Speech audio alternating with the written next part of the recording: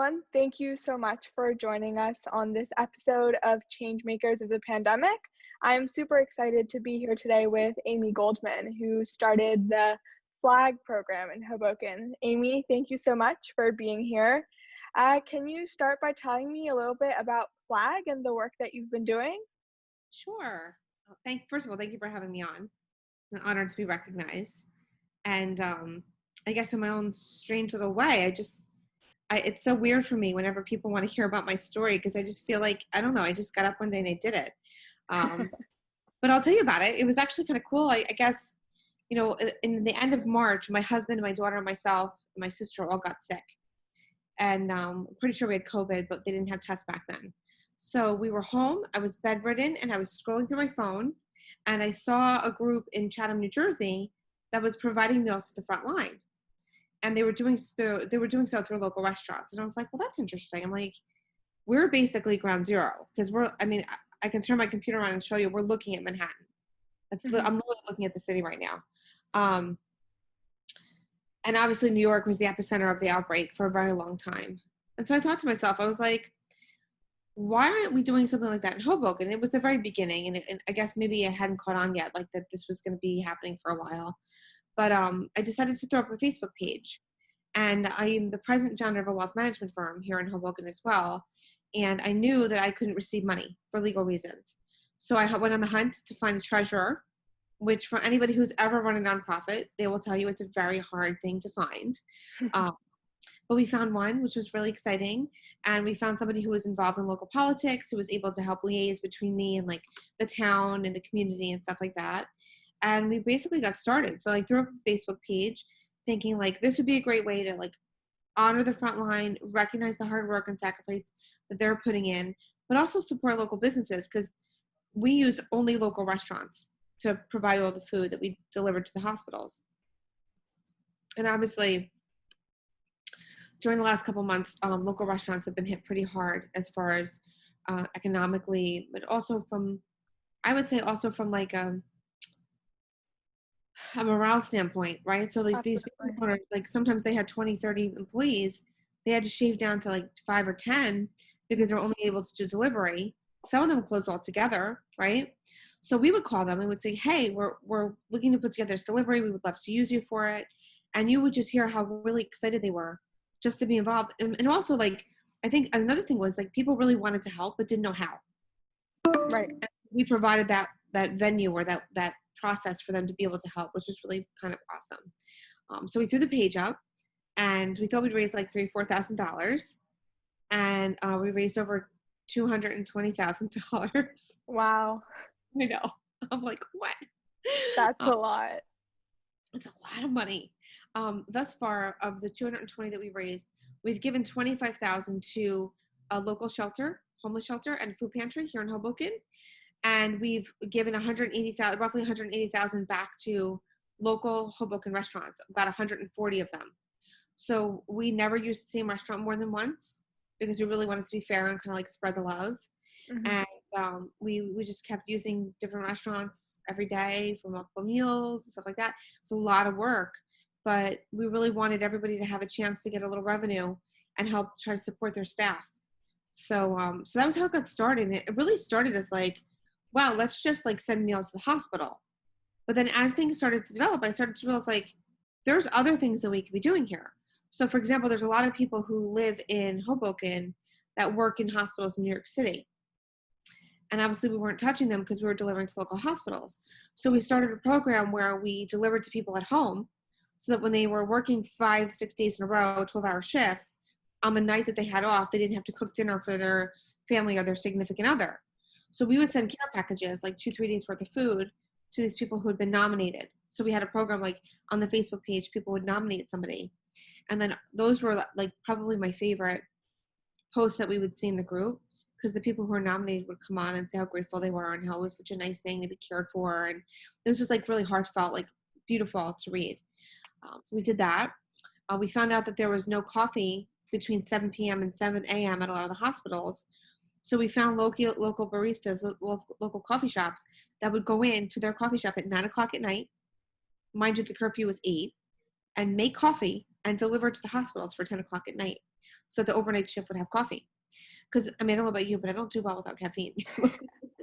I think most of us don't. No, I need to be caffeinated.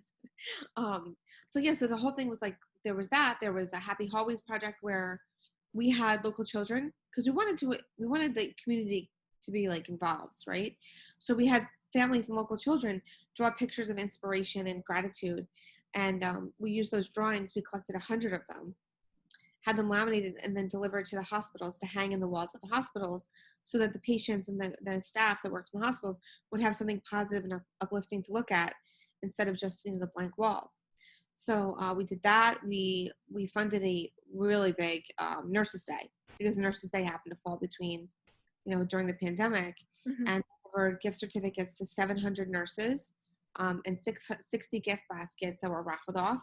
The mayor showed up, which was kind of cool, and gave us a shout out. So that was fun. And Wow. coordinated, I'm trying to think what else we coordinated.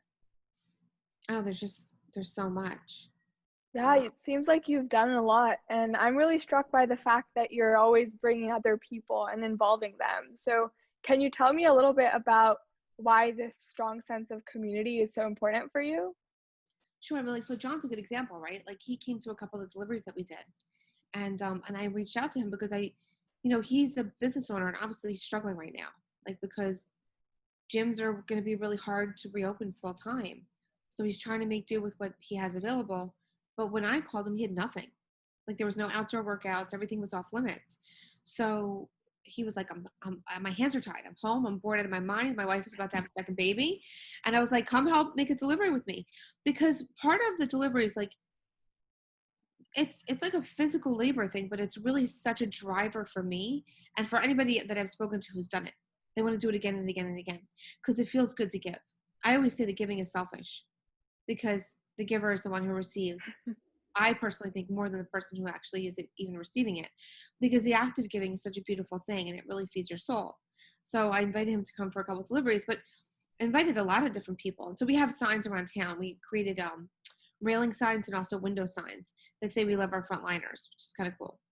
And those signs were delivered to any resident who wanted one. They had to make a nominal donation, and we had a delivery team of people, about 15 people that were delivering those signs. We delivered over 500 of those signs total. Wow. Mm-hmm. So, and that for me was an exciting project because I wanted the people who worked in the hospitals and the urgent care clinics, the police officers, the fire department, the all volunteer EMS. I wanted them to drive down the street and I wanted to see the sign of solidarity and know that that the community was behind them, that we were rooting for them, that we had a passion for them, and we realized their sacrifice, and that we wanted them to feel the love, I guess is the bottom line. So the meals were important, but the signs are also very important because we wanted them to physically see it. And when you talk about that sense of community, I think the meaning there was that for them to know the community was behind them, right? And whether that's through a meal, like a Jewish mom, typically does, right, feeds people, or through a sign that they're visibly seeing, I just felt it was really important for them to know that we were there and we were thinking of them. That's beautiful. And I'm curious, what's the response that you've gotten from these healthcare workers and other people that you've been helping? It's really funny because we live in a time where a lot of us are, I don't want to say unidentifiable, but we walk around, with a mask on our face all the time. So I don't know how many people actually recognize me. And I'm finally starting to get out again and like see people because things are still pretty locked up over here. Like it's Mhm. slowly going back to normal, but everybody's still expected to wear a mask. And we're obviously out and about again, but not to the degree that we were before. Restaurants started serving again yesterday, outdoors. So only outdoor seating. But most of them are like anywhere from 20 to 30% capacity because it's what they have as far as outdoor seating. We live in a city environment. They don't have big spaces. So I haven't seen a lot of people. I've received a letter of recognition from Jersey City Medical Center, another from Harvard, which is a medical center in Inglewood, another one from Hoboken University Medical Center, and I've gotten emails, Instagram posts, Facebook posts. I had one person send me flowers, which was so nice. And then there's a local bakery here in town who I'm friendly with the owner. It's called Choco Pan. and she delivered on Mother's Day, like a basket of baked goods and a cake. So there's just been like little pieces of gratitude that have added up to be really rewarding for me. And Absolutely. I think the gratitude's nice, but in the end, I really didn't do this for recognition. Like I did it because, well, there's a number of reasons why I did it, but I felt driven to do it. Like I saw it, I'm like, that needs to happen. I'll do it. Do you know what I mean? So like, I'll give it a try, see what happens. And it worked, right? So the gratitude's nice. Don't get me, I got a letter from the mayor last week, so that was cool.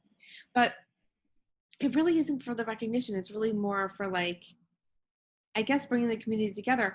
Because the last piece of it, I think maybe what you're driving at. This was a time of darkness. People were locked in their apartments. They were fearful. There was anxiety. There was a lot of unknown. We didn't know how this was going to play out.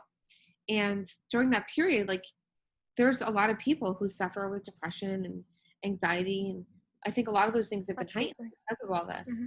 So if I was able to provide a space, even if it's a Facebook group, maybe it's a nominal thing, it's not important, but one space where people could go, where they could turn off CNN or Fox or whatever news channel they watch, and they could see something positive happening in the community, and they could see how that was being supported, and how they could see how everyone was coming together to make that happen. I felt like that was just like a really meaningful thing for me to provide, and I was really grateful to have been able to do that. Yeah, that's incredible. So you're one person, you brought all these other people together. Can you tell me a little bit about the power of an individual or a community to make change? Yeah, I mean, listen, some people are leaders and some people are doers, and then there's watchers, right? So there's three kind. No, that's how it works in my brain: leaders, doers, watchers, right? So I guess I'm a leader, right? I mean, some would say, Absolutely, I'd say so. right? So I came up with this idea, and I was like, okay, we're going to do this, and I came up with a structure, and I built an organization of 30 people. So there's 30 volunteers in total that help us. Um, and what happened was, when you put that call out there, right? When you let people know what you're doing, the doers show up. I'm like, hey, I want to be involved. Great idea. Thanks for putting it together, right? So there was a number of people that fell into the category. And then there's the watchers, right? They want to see what's going on. They want to be involved. They're happy to make a donation, but maybe they were too scared to leave their apartment. Maybe they were immunocompromised. Maybe the financial donation was all that they could muster from an emotional standpoint. Who knows?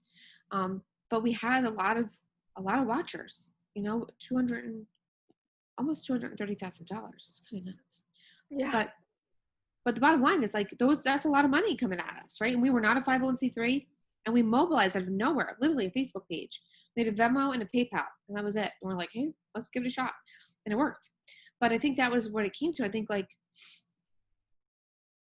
the doers showed up, and I think all of the watchers, which was the rest of the community, was excited to see that, and they were empowered by it, and they wanted to be involved. And there was so much sharing, right? So like in the very beginning, we would get notifications, so-and-so shared your page, and so-and-so shared your page. And like we would say all the sharing of the stories that we were posting. And there was like, sometimes there was a post and there was like 40 shares. It was like, wow, it was amazing. And so like the community grew because the community grew it.